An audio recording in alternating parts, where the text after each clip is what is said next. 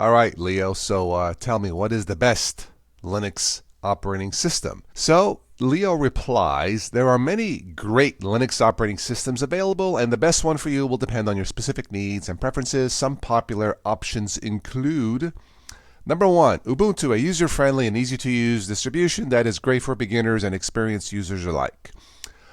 Leo, you got that wrong. Ubuntu features the GNOME desktop, one of the worst desktop environments for beginners, so that is wrong. Number two is Fedora, a cutting-edge distribution that is always on the bleeding edge of new technology and features. Okay. Number three is Debian, a stable and reliable distribution that is great for service and long-term use. If you use Debian stable branch, absolutely. Number four is Arch Linux. Here we go. A lightweight and highly customizable distribution that is perfect for experienced users who want to fine-tune their system. Completely agree. Number five, a distribution, OpenSUSE, a distribution that is known for its easy-to-use installer and its YAST configuration tool, which makes it easy to manage your system. Isn't that what I make bread with? Oh, never mind. That's yeast. Sorry.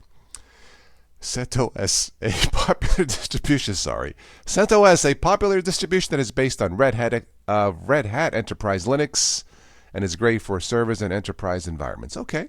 Number seven is Lubuntu with an L, a lightweight distribution that is designed to be fast and efficient, making it a great choice for older hardware. Completely agree. Number eight. Here we go. Number eight, Linux Mint, a user-friendly distribution that is designed to be easy to use and comes with a variety of pre-installed software. Yes. Number nine is Manjaro, a user-friendly distribution that is known for its ease of use and access to the latest packages. Good luck with that. Number 10, SteamOS, really. A distribution specifically designed for gaming entertainment, which is great for living room PCs and gaming consoles. Fair enough. I noticed there is no mention of Chrome OS.